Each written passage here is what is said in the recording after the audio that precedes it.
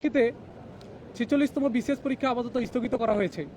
কিন্তু একটা ব্যাপার হচ্ছে, আমরা কখনোই, স্পষ্ট করে বলছি, আই রিপিট, আমরা কখনোই পরীক্ষা পেছানোর আন্দোলন করিনি। আমরা করেছি পিএসসির যৌক্তিক সংস্কারের জন্য আন্দোলন। আমাদের ৮ দফা দাবি রয়েছে, এগুলো আপনারা ইতিমধ্যেই জানেন। তো আজকে আমরা বিশেষ কিছু কারণে সাংবাদিক সম্মেলনের আয়োজন করেছি, সেগুলো আপনারা জানতে পারবেন। যেমন গতকালকে দৈনিক মানব জমিনের 29 এপ্রিলের গতকালের যে প্রকাশিত হয়েছে একটা রিপোর্ট, সেটা হচ্ছে কঠিন চাপে পিএসসি শীর্ষক শিরোনামে যে সংবাদ প্রকাশিত হয়েছে, যা পিএসসি সংস্কার আন্দোলন অংশীজনদের দৃষ্টিগোচর হয়েছে। প্রকাশিত সংবাদে পিএসসি সংস্কার আন্দোলন সম্পর্কে নানাবিধ মিথ্যা ও মনগড়া তথ্য উপস্থাপনা করা হয়েছে, যা বিসিএস প্রত্যাশীদের যৌক্তিক ও ন্যায্য আন্দোলনের প্রতি নেতিবাচক ধারণা তৈরির সুযোগ দিবে বলে মনে হচ্ছে। চাকরি প্রার্থী ও সাধারণ শিক্ষার্থীদের মধ্যে বিভ্রান্তিকর ধারণার সৃষ্টি করতে পারে। প্রকাশিত সংবাদের প্রতিবাদে পিএসসি সংস্কার আন্দোলন এর বক্তব্য নিম্নলিখিত। ১ নম্বর, সাংবিধানিক প্রতিষ্ঠান বাংলাদেশ সরকারি কর্ম কমিশনের স্বাধীনতা বজায় রেখেই কমিশনের প্রতিনিধি হয়ে বিজ্ঞ সদস্য জহিরুল ইসলাম ভূঁইয়া স্যার ৪৬তম বিসিএস লিখিত পরীক্ষা স্থগিতের ঘোষণা দেন। ২ নম্বর, মাননীয় উপদেষ্টা আসিফ মাহমুদ সজীব ভূঁইয়া স্যার পিএসসির বিজ্ঞ চেয়ারম্যান ও বিজ্ঞ সদস্যদের শিক্ষার্থীদের দাবি দেওয়া মেনে পরীক্ষা পিছানো সহ আমাদের যে দাবিগুলো ছিল সেগুলো মেনে নেওয়ার জন্য অনুরোধ করেছেন এবং সার্বিক পরিস্থিতিতে পিএসসির নিকট সেটা তুলে ধরেছিলেন। এবং সর্বশেষ বিজ্ঞ সদস্যদের সিদ্ধান্ত তিনি প্রেসের সামনে উপস্থাপনা করেছেন। ৩ নম্বর, বুয়েট ছাত্রলীগের সাবেক নেতা সিরাজুস সালিহিন সিয়ন, তিনি প্রায় ১০ বছর আগেই ছাত্রলীগ ত্যাগ করেছেন। বর্তমানে তিনি বাংলাদেশ জাতীয় পার্টি বা বিজেপি এর রাজনীতিতে সক্রিয় রয়েছেন, সেটা ব্যক্তিগত ব্যাপার। ৪ নম্বর, এনসিবির মুখ্য সংগঠক উত্তরাঞ্চল সার্জিস আলম রাজু ভাস্কর্যের পাদদেশে অনশনকারীদের সাথে সংহতি জানাতে এসেছেন। এই আন্দোলনের নেতৃত্ব দেওয়ার কোনো প্রশ্নই ওঠে না। ৫ নম্বর, ৮ এপ্রিল ১০-১২ জন শিক্ষার্থী নয়, বরং ৩০০+ পরীক্ষার্থী পিএসসির সামনে উপস্থিত ছিল। পরীক্ষার্থীরা কেউ গেট ভাঙেনি, বরং গেট খুলে পিএসসির ভিতরে অবস্থান নেন। পিএসসির মূল কার্যালয়ে প্রবেশের কেউ চেষ্টা করেনি। পিএসসির বিজ্ঞ চেয়ারম্যান মোবাসের মনেম এদিন আন্দোলনকারীদের সাথে সরাসরি দেখাও করেননি। তিনি সেনাবাহিনীর সহায়তায় একটি প্রতিনিধি টিমের সাথে দেখা করেন। ৬ নম্বর, ৯ এপ্রিল রাজু ভাস্কর্যের পাদদেশে কোনো আন্দোলন করা হয়নি। ১১ এপ্রিল পিএসসির সংস্কার আন্দোলন কর্তৃক কোনো কর্মসূচি ছিল না। বিজ্ঞ চেয়ারম্যান পদত্যাগের বিষয়ে কোনো উচ্চবাক্য করেনি। ৭ নম্বর, ৪৬তম বিসিএসে প্রশ্ন ফাঁসের সাথে জড়িতদের বহিষ্কার এবং পিএসসি সংস্কারের ৮ দফা দাবি আদায়ে অনশন কর্মসূচি পালন হয়েছে। ৮ নম্বর, বারবার বলা হয়েছে ১০-১২ জন আন্দোলনকারী উল্লেখ করে পিএসসি সংস্কার আন্দোলনকে হেয় করা হয়েছে। আপনারা জানেন, আন্দোলনে প্রত্যেকবারই সহস্রাধিক বিসিএস প্রত্যাশী এবং সাধারণ শিক্ষার্থীর সক্রিয় অংশগ্রহণ ছিল। এটা ৪৬তম বিসিএস পিছানো বা স্থগিতের কোনো আন্দোলন না, এটা বিসিএস প্রত্যাশীদের পিএসসি সংস্কার এর আন্দোলন। ৯ নম্বর, পিএসসি সংস্কার আন্দোলন কর্তৃক প্রস্তাবিত ৮ দফার বিস্তারিত এখানে উল্লেখ করা হয়নি। আরেকটা ব্যাপার, প্রশ্ন ফাঁস নিয়ে তারা কোনো ধরনের নিউজ করেনি। ভুল ও বিভ্রান্তিকর তথ্য প্রকাশ করে পিএসসি সংস্কার আন্দোলন সম্পর্কে ভ্রান্ত ধারণা উপস্থাপনা করা হয়।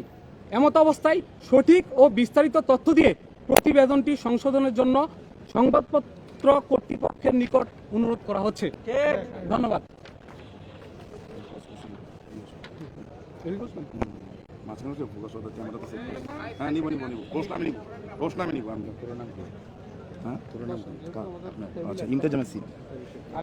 আপনাদের সামনে এখন কথা বলবেন ডক্টর ইমতিয়াজ আহমেদ সিয়াম। আপনারা আপনাদের প্রশ্নগুলো করতে পারেন।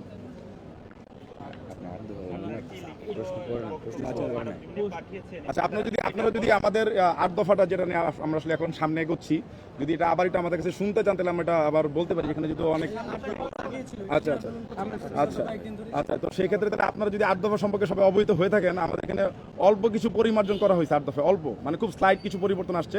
ম্যাক্সিমাম আপনাদের কাছে যে দফাগুলো অতীতেও গেছে ওইগুলো এখানে মোটামুটি প্রায় 95% বলবৎ আছে। অল্প কিছু হতে পারে শব্দ, হ্যাঁ প্রায় হতে পারে শব্দ কিছু। আচ্ছা, তো আমি তাও একটু 8 দফাটা আপনাদেরকে একটু বলি, তাও আরেকবার পরে আপনাদের প্রশ্নগুলো নিচ্ছি। হ্যাঁ, আমাদের যেটা একদম চূড়ান্ত, যেটা আজকে আপনাদেরকে আমরা প্রেসে দিয়ে দিব, আমাদের যে 8 দফা, যেটা প্রথম দফা আমি বলতেছি সেটা হলো প্রত্যেকটি বিসিএস 1 বছরের মধ্যে সম্পন্ন করার সুনির্দিষ্ট রোডম্যাপ প্রকাশ করতে হবে। প্রিলিমিনারি লিখিত ও মৌখিক পরীক্ষার নাম্বার প্রকাশ করা এবং লিখিত পরীক্ষার ন্যূনতম 2 মাস আগে রুটিন ঘোষণা করতে হবে। দফা 2, ভেরিফিকেশন হয়রানি লাঘবের ব্যবস্থা করতে হবে। চূড়ান্ত ফলাফলের আগে প্রাক যাচাই প্রক্রিয়ার পরিকল্পনা থেকে পিএসসিকে সরে আসতে হবে। ফৌজদারি মামলা ও রাষ্ট্রদ্রোহিতার দণ্ডিত সুস্পষ্ট অভিযোগ ব্যতীত পিএসসি কর্তৃক চূড়ান্ত সুপারিশপ্রাপ্ত কোনো প্রার্থী গ্যাজেট আটকানো যাবে না। যদি কোনো প্রার্থীর গ্যাজেট আটকানো হয় তাহলে তার সুস্পষ্ট কারণ ওই প্রার্থীর কাছে প্রকাশ করতে হবে এবং গ্যাজেট আটকানোর বিরুদ্ধে তাকে অভিযোগ জানানোর সুযোগ করে দিতে হবে। দফা 3, নন ক্যাডার বিধি 2023 সংশোধন অথবা প্রয়োজন সাপেক্ষে বাতিল করে বিসিএস মৌখিক পরীক্ষায় উত্তীর্ণ সকলের চাকরির বন্দোবস্ত করতে হবে। দফা 4, দফা 4-এ আমাদের 3টা অনুচ্ছেদ আছে, আমি ক খ গ করে বলবো। দফা 4টা হলো 46তম বিসিএস লিখিত পরীক্ষার পূর্বে, যেহেতু আপনারা জানেন আমাদের পরীক্ষাটা আপাতত স্থগিত হয়েছে, এর মধ্যে প্রথম অনুচ্ছেদ যেটা ক, প্রশ্ন ফাঁসে জড়িতদের বহিষ্কার এবং শাস্তির ব্যবস্থা করতে হবে। আমরা কোনো মতেই আমাদের সাথে প্রশ্ন ফাঁসে জড়িত যারা আছেন তাদের সাথে আমরা পরীক্ষায় বসতে চাই না, বসবো না। এবং আমি যদি ব্যক্তিগতভাবে বলি আমার ব্যক্তিগত অভিমত, আমি কোনো প্রশ্নচরের সাথে পরীক্ষায় বসতে চাই না। সেক্ষেত্রে যদি আমার এই পরীক্ষায় যদি আমি নাও বসে আমার কোনো সমস্যা নেই, আমি কোনো প্রশ্ন ফাঁসের সাথে পরীক্ষা বসতে চাই না। খ, ভবিষ্যতে 46তম বিসিএস বাতিলের কোনো সম্ভাবনা তৈরি হবে না এই মর্মে নিশ্চয়তা দিতে হবে। গ, আগামী জুন মাসের মধ্যে 44তম বিসিএস যেটার ভাইবা এখন পেন্ডিং আছে সেটা চূড়ান্ত ফলাফল প্রকাশ করে জুলাই মাসে সুবিধাজনক সময়ে 46তম বিসিএস এর লিখিত পরীক্ষা আয়োজন করতে হবে। দফা 5, 45তম বিসিএস থেকে 45তম, আমি আবার উচ্চারণ করতেছি 45তম, সামনে যে বিসিএসটার রিটেনের রেজাল্ট অপেক্ষমান আছে সেই 45তম বিসিএস থেকে মৌখিক পরীক্ষার নাম্বার 200-র পরিবর্তে 100-তে নামিয়ে আনতে হবে। 45তম বিসিএস লিখিত ফলাফলটাও জুন মাসের মধ্যে প্রকাশ করে ভাইবা কমপ্লিট করে 2025 সালের ডিসেম্বরের মধ্যেই চূড়ান্ত ফলাফল প্রকাশ করতে হবে। দফা 6, ভাইবার পূর্বে ক্যাডার পছন্দক্রম পুনরায় রিচয়েস করার সুযোগ দিতে হবে এবং 45তম বিসিএস থেকেই এই সুযোগটা আমাদেরকে প্রদান করতে হবে।